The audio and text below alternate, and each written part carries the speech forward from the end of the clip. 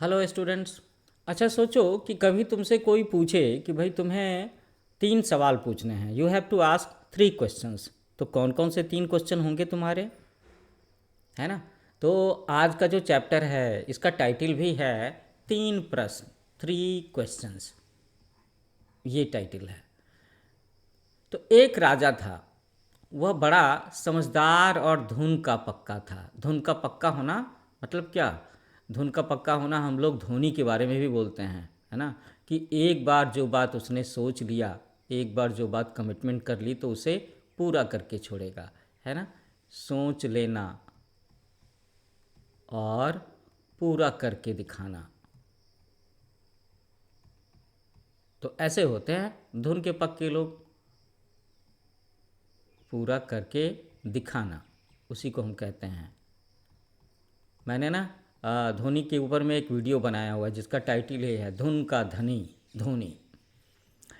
तो एक राजा था, वो बड़ा समझदार और धुन का पक्का था। वो जो सोचता उसका हल, उसका सॉल्यूशन ढूंढ करके ही चैन लेता। किसी भी काम में अपने पराजय, है ना, अपनी हार उसे अखरती थी, बुरी लगती थी। वह प्रायः सोचता कि क्या उपाय किया जाए जिससे वो कभी पराजित ना हो, हारे ही ना। तो एक दिन उसके मन में 3 क्वेश्चन उठे। पहला क्वेश्चन कि किसी कार्य को करने का सही समय कौन सा होता है। तुमने सुना होगा ना लोगों के मुंह से शुभ मुहूर्त के बारे में, कि कौन सा सही समय है। अक्सर लोग पंडित जी की सलाह लेते हैं शुभ मुहूर्त के बारे में। नई दुकान कब खोलनी चाहिए, अगर यात्रा पर जाना है तो कब जाना चाहिए, शादी का शुभ मुहूर्त कब है, ऐसा कुछ। तो पहला क्वेश्चन था कि किसी कार्य को करने का सही समय कौन सा होता है। दूसरा क्वेश्चन था उसके मन में कि किस आदमी की बात सुननी चाहिए और किसको टालना चाहिए, है ना? किसकी बात को माने और किसको अवॉइड करें। तीसरा क्वेश्चन कि सबसे आवश्यक कार्य कौन सा है, कि अभी के समय में मेरे लिए सबसे इम्पॉर्टेंट काम कौन सा है। तो ये 3 क्वेश्चन उस राजा के मन में उठे। क्वेश्चन तो बड़े सॉलिड है ना? तो स्टूडेंट्स, अब हम लोग आपको बताना शुरू करते हैं और इस दिलचस्प कहानी को मैं सुनाऊंगा, समझाऊंगा, जिसका नाम है 3 प्रश्न।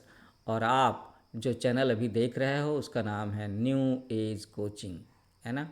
और ये जो किताब है ये क्लास 5th की किताब है, हिंदी की किताब है, जिसका नाम है वसुंधरा, चैप्टर नंबर 12।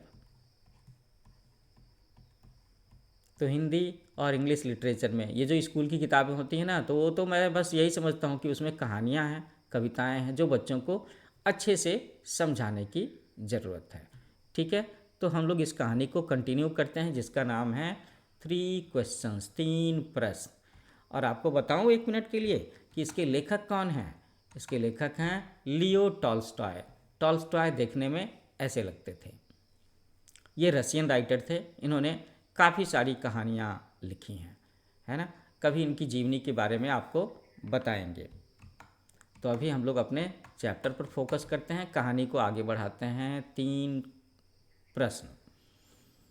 तो 3 सवाल जो थे वो थे कि किसी कार्य को करने का सही समय कौन सा होता है, किस आदमी की बात सुननी चाहिए, किसको टालना चाहिए, सबसे आवश्यक कार्य कौन सा है। ये सवाल उठे उस राजा के मन में। अपने इन 3 प्रश्नों का उत्तर पाने के लिए उसने अपने राज्य में घोषणा करवाई। तो घोषणा कराने का मतलब है अनाउंसमेंट करवाना, है ना? अनाउंस करवाना कि जो भी आदमी इन 3 प्रश्नों का सही उत्तर देगा उसे उचित पुरस्कार दिया जाएगा, प्राइज दिया जाएगा। अब ये अनाउंसमेंट होते ही दूर दूर से लोग राजा के पास आने लगे कि हाँ, मेरे पास में आपके 3 सवाल का जवाब है, मेरे पास में आपके 3 सवाल का जवाब है। यहाँ एक छोटा सा क्वेश्चन है कि घोषणा होते ही दूर दूर से लोग राजा के पास क्यों आने लगे? उन सवालों का जवाब दे करके राजा से पुरस्कार जीतने के लिए। लेकिन सब लोगों के उत्तर अलग अलग थे। राजा को एक भी उत्तर सही नहीं लगा। किसी ने राजा को बताया कि पास के जंगल में एक साधु वर्षों से तपस्या कर रहा है, वे केवल साधारण लोगों से मिलते हैं, वे बड़े ज्ञानी हैं। ओहो! तो जब इतने सारे लोगों ने आकर के राजा के पास में अपने सवालों का उत्तर दिया और राजा उससे कन्विंस नहीं हो पाए क्योंकि सबके जवाब अलग अलग थे, तो राजा कन्फ्यूज हो गए होंगे, परेशान हो गए होंगे कि भाई क्या दुनिया में कोई इतना ज्ञानी आदमी नहीं है, विद्वान आदमी नहीं है जो मेरे इन 3 सवालों के सही जवाब दे करके मुझे संतुष्ट कर सके। राजा ने जब उस बड़े ज्ञानी आदमी के बारे में, साधु के बारे में सुना, तो राजा ने अपने प्रश्नों का उत्तर पाने के लिए उस साधु के पास जाने का निश्चय किया, है ना। दूसरे दिन राजा ने राजसी वस्त्र, है ना, राजा का ड्रेस तो अलग होता है ना भाई, राजा के ड्रेस में खूब अच्छे कपड़े का इस्तेमाल होता है, उस पर खूब सारा कसीदा किया हुआ होता है, गहने जेवर से लदे होते हैं, देख करके लगता है कि भाई कोई राजा आता है। तो राजा ने अपना राजा वाला ड्रेस उतार करके साधारण कॉमन मैन वाला ड्रेस पहन लिया और कुछ अंगरक्षकों के साथ में। अंगरक्षक कौन होंगे? बॉडीगार्ड्स।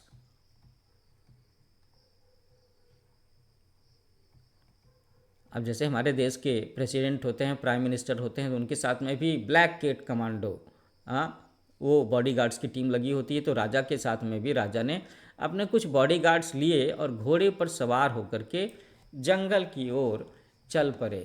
क्यों चल पड़े? क्योंकि उनको जंगल में रहने वाले उस साधु, उस ज्ञानी आदमी से मिलना था, जिसके बारे में लोगों ने बताया था कि वो बहुत ही ज्ञानी है। राजा को उम्मीद थी कि भाई वो उनके सवालों का जवाब दे पाएंगे। तो काफ़ी दूर चलने के बाद में पेड़ों के झुरमुट में उसे साधु की झोपड़ी दिखाई दी। हट, है ना, हट मीन्स झोपड़ी। राजा घोड़े से उतर गया। उसने अपने अंगरक्षकों को, अपने बॉडीगार्ड्स को वहीं रहने का ऑर्डर किया और पैदल ही साधु की झोपड़ी की तरफ में चल दिया। जब राजा पहुंचा तो साधु बड़ी लगन से, है ना, बड़े ध्यान से झोपड़ी के सामने की जमीन खोद रहे थे। उनका शरीर दुबला पतला था। किसका शरीर दुबला पतला था? उस ज्ञानी आदमी का, उस साधु का। राजा को आते देख करके साधु रुक गए, है ना। इस साधु को अक्सर इंग्लिश में हर्मिट बोलते हैं। ये मैंने इसलिए कहा क्योंकि ये कहानी मैंने डीएवी स्कूल की किताब में और सीबीएसई बोर्ड की 9th-10th की किताब में भी पढ़ाया हुआ है। तो ये जो साधु थे उनका शरीर दुबला पतला था। राजा उन्हें देख करके, राजा को आता देख करके साधु रुक गया। उन्होंने राजा का अभिवादन किया, ग्रीट किया होगा, नमस्कार किया होगा और फिर वो काम में लग गए। कौन सा काम? जो वो ज़मीन खोदने का काम कर रहे थे। राजा बोला कि मैं आपके पास अपने कुछ प्रश्नों के उत्तर पाने की आशा से आया हूँ, उम्मीद से आया हूँ। मेरा पहला प्रश्न ये कि किसी काम को स्टार्ट करने का, आरंभ करने का सही समय क्या है? दूसरा, किन लोगों की बात पर अधिक ध्यान देना चाहिए, है ना। और तीसरा कि सबसे इम्पोर्टेंट काम, सबसे प्रायोरिटी वाला काम, आवश्यक काम कौन सा है? प्रश्न सुनकर के साधु ने कोई उत्तर नहीं दिया। वो अपने काम में जुटे रहे। राजा कुछ देर चुपचाप खड़ा रहा। साधु कुदाल चलाते, मिट्टी हटाते और हाँफने लगते। तो मुझे लगता है जैसे कि साधु की नज़र में साधु के लिए सबसे इम्पॉर्टेंट काम शायद यही था जो वो काम कर रहे थे। तो अब चूंकि वो पतले दुबले थे, हाँफने लगे, तो ये देख करके राजा का मन पसीज गया। तो मन पसीजने का मतलब क्या होता है? दया की भावना, हेल्प करने की भावना आ जाए मन में तो कहेंगे कि मन पसीज गया। वह बोला कि आप कुदाल मुझे दे दीजिए, कुछ देर मैं ज़मीन खोद देता हूँ, है ना। तो राजा का स्वभाव तो अच्छा लग रहा है ना। साधु ने चुपचाप कुदाल राजा को थमा दिया और स्वयं एक और ज़मीन पर बैठ गए। 1 घंटा बीता, दूसरा घंटा बीता, राजा खोदता रहा। तो लगता है कि राजा फिजिकली फिट था। सूरज पेड़ों के पीछे छिपने लगा। तो सूरज पेड़ों के पीछे छिपता है तो क्या होता है? शाम होने लगती है, रात की शुरुआत होती है ना। तो सूरज पेड़ों की तरफ छिपने लगा तो कुदाल एक तरफ में रख कर के राजा बोला कि मैं आपके पास 3 प्रश्नों के उत्तर पूछने आया हूँ। आपने मेरे प्रश्नों का उत्तर नहीं दिया।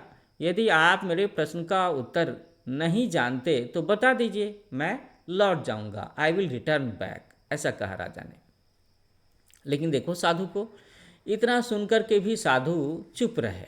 तभी किसी के दौड़ कर आने की आहट सुनाई दी, है ना। पत्तियों में सड़क पर थोड़ी सी सरसराहट से हुई होगी। उन्होंने देखा कि एक आदमी दौड़ता हुआ वहीं आ रहा था और वह दर्द से कराह रहा था। कराहना, है ना, जब ज़्यादा तकलीफ़ होती है तो जो उह आह वाली आवाज़ आती है उसे बोलते हैं कराहना। उसके पेट से खून बह करके उसके पैरों पर गिर रहा था। ओहो, ही वॉज वाउंडेड, वो घायल था। राजा के पास आकर के वह कुछ बुदबुदाया और फिर फेंटेड, बेहोश हो गया। राजा और साधु ने मिल करके उसे भूमि पर लिटाया, उसके कपड़े ढीले किए। उसके पेट में बहुत बड़ा घाव हो गया था। राजा ने उसका घाव धो करके पट्टी बांधी, पर वह पट्टी खून से भीग गई। ओहो, तो इसका मतलब है कि वो जो व्यक्ति आया था दौड़ता भागता, वो बहुत ज़्यादा घायल था। लगता है किसी ने उसे चाकू मार दिया हो, छुरा मार दिया हो, या तलवार से घायल कर दिया हो, ऐसा कुछ लग रहा है। देखो इस पिक्चर में वो लेटा हुआ नज़र आ रहा है ना वो बंदा, और राजा ने उसकी बड़ी सेवा की, उसका घाव धोया, पट्टी लगाई। तो राजा ने उसका घाव धो करके पट्टी बांधी, लेकिन वो पट्टी खून से भीग गई, बहुत ज़्यादा ब्लीडिंग हो रही थी, है ना। ब्लीडिंग, ब्लीडिंग समझते हो ना आप, जब घाव होने पर खून बहता है, that is known as bleeding. राजा ने फिर से खून साफ किया, दूसरी पट्टी बांधी, तब कहीं जाकर के खून बहना बंद हुआ। उस आदमी की चेतना लौटी। चेतना लौटने का मतलब है होश में आना, है ना। वो बेहोश हो गया था, तो होश में आना इसको हम कहेंगे चेतना लौटना। तो उसने पानी मांगा, राजा ने ताज़ा पानी ला करके उसे पिलाया। तो देखो, है तो वो राजा, है ना, कॉमन मैन बनकर के साधु के पास आया है अपने सवालों के जवाब के लिए, लेकिन उसने एक घायल आदमी को देखा तो जो भी सेवा शुश्रूषा, है ना, जो भी हेल्प हो सकती थी राजा ने किया। तो मुझे तो राजा का स्वभाव बड़ा अच्छा लग रहा है। अब संध्या हो गई, शाम हो गई, हवा भी ठंडी हो चली थी। बाहर लेटा हुआ आदमी ठंड से कांप उठा। ऑब्वियस है, दिन थोड़ा गर्म होता है, रात ठंडी होती है, और शाम से ठंड की शुरुआत होती है। आप अभी के मौसम में भी ये महसूस करोगे। राजा और साधु ने मिलकर के उसे झोपड़ी के अंदर सुलाया। ये सब करते करते राजा बहुत थक गया था। राजा के थकने की बात समझ में आ रही है ना, कि एक तो वो घोड़े से जंगल में आया, फिर पैदल चल करके साधु की कुटिया के पास गया, फिर उसने 3-4 घंटे कुदाल चलाया है साधु के लिए, और फिर इस घायल आदमी की सेवा भी की है। तो देहरी दरवाजे पर बैठते ही राजा गहरी नींद में सो गया। अगर आप दिन में फिजिकल एक्टिविटी करते हो ना, खेलते कूदते हो, भागते हो, इधर उधर चलते फिरते हो, तो रात में अपने आप ही अच्छी नींद आती है। तो ऐसा ही राजा के साथ हो गया, उसने तो बहुत ज़्यादा काम किया था। दूसरे दिन सुबह राजा की आँख खुली तो पहले तो उसकी समझ में ही नहीं आया कि वह कहाँ है। राजा था ना, आमतौर पर वो कहाँ सोता था, अपने महल में सोता था। तो थोड़ी देर उसको लगा ऐसा। सामने बैठा हुआ आदमी कौन है ये समझ में नहीं आया। वह उसे एकटक देख रहा था, एकटक मतलब लगातार बिना पल के झपकाए देख रहा था। उस आदमी ने धीमी आवाज़ में राजा से कहा कि मुझे माफ़ कर दीजिए, फॉरगिव मी, ऐसा कहा। तो भाई उसने गलती क्या की थी जिसकी माफ़ी मांग रहा था, ये भी समझना होगा। तो राजा बोला कि मैं तो तुम्हें जानता तक नहीं और तुम मुझसे माफ़ी क्यों मांग रहे हो। उस आदमी ने कहा कि आप मुझे नहीं जानते, लेकिन मैं आपको जानता हूँ। किस आदमी ने? उस घायल आदमी ने, जिसकी सेवा राजा और साधु ने की थी। वो कह रहा है, वो कहता है कि मैं आपका शत्रु हूँ। शत्रु, दुश्मन, इनेमी। आपने मेरे भाई को फांसी की सज़ा सुनाई थी, है ना, फांसी की सज़ा, हैंग टिल डेथ, और उसकी संपत्ति जब्त कर ली थी। मैंने तभी आपसे प्रतिशोध, प्रतिशोध को हम लोग बोलेंगे हिंदी में दूसरे शब्दों में बदला लेना, और इंग्लिश में कहते हैं वेंजेनेंस, ये कहते हैं NCE, वेंजेनेंस। तो उस आदमी ने कहा कि मैंने तभी से आपसे प्रतिशोध लेने की, बदला लेने की कसम खाई थी। मुझे मालूम हुआ कि आप साधु के पास अकेले आए हैं और मैंने सोचा था कि जब आप वापस लौटेंगे तो मैं आपकी हत्या कर दूंगा, आई विल किल यू। लेकिन पूरा दिन बीतने के बाद में भी आप नहीं लौटे। जब मैं आपको खोजता हुआ इस तरफ आ रहा था तो आपके अंगरक्षकों ने, आपके बॉडीगार्ड्स ने मुझे पहचान लिया कि लगता है कि मैं राजा को नुकसान पहुंचाने जा रहा हूं। तो उन्होंने मुझे मारने की कोशिश की, पर मैं बच गया। अगर आपने मेरी मरहम पट्टी ना की होती तो मैं मर गया होता। आपने मेरी जान बचाई है। अगर मैं जीवित बचा और आपने चाहा तो जीवन भर आपकी सेवा करूंगा। मुझे क्षमा करें, फॉरगिव मी। तो देखो, ये हुई ना बात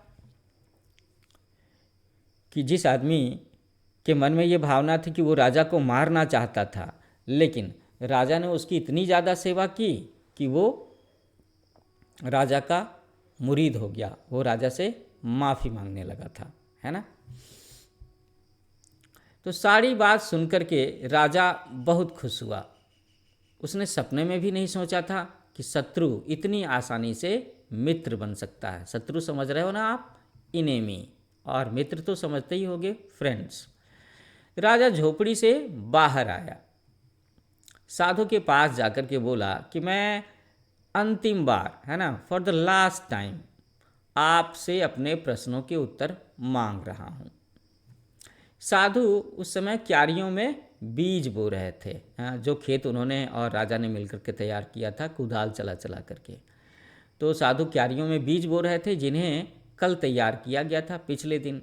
साधु ने सिर उठा करके राजा से कहा कि राजन, तुम्हें अपने प्रश्नों के उत्तर मिल चुके हैं। तो कैसे जवाब? सवाल तो राजा ने बार बार दोहराया था, लेकिन उस साधु ने तो अभी तक एक बार भी बोल करके कुछ जवाब दिया ही नहीं था। और अभी साधु बाबा कह रहे हैं कि भाई आपको अपने प्रश्नों के जवाब मिल चुके हैं। तो ऐसा कैसे हो सकता है? हो सकता है क्या? अब यही बात हम लोग आगे समझेंगे। तो ये सुनकर के राजा हैरान हो गया, है ना, कि भाई आपने तो कुछ बोला ही नहीं, मैं बार बार अपने क्वेश्चन दोहराता रहा और आप कह रहे हो कि प्रश्नों के उत्तर मिल चुके हैं। तो राजा ने उससे कहा कि मैं तो कुछ समझा नहीं, आई कांट अंडरस्टैंड। साधु बोला कि शायद तुम समझ नहीं सके। अगर कल तुम्हारे मन में मेरे लिए दया न आई होती तो तुम चले गए होते। तुमने ये क्यारियाँ तैयार न की होती तो राह में वह आदमी तुम पर हमला कर देता। तब मेरे, अब देखो कैसे साधु बाबा राजा को उसके सवालों के जवाब बता रहे हैं, मेरा मतलब है समझा रहे हैं, क्योंकि वो तो कह रहे हैं ना कि मैं तो सवालों के जवाब दे चुका हूँ या तुम्हें उसके जवाब मिल चुके हैं। तो कहा साधु ने कि तुम अगर मेरे पास रुकने के लिए नहीं रुकते तो तुम पछताते। क्या हुआ कि राजा ने रुक करके साधु की मदद की तो इसकी वजह से डिले हुआ और अकेले लौटते समय में वो आदमी इन पर हमला नहीं कर पाया, है ना। तब उसने राजा पर हमला कर दिया होता। यही बात कह रहे हैं साधु बाबा।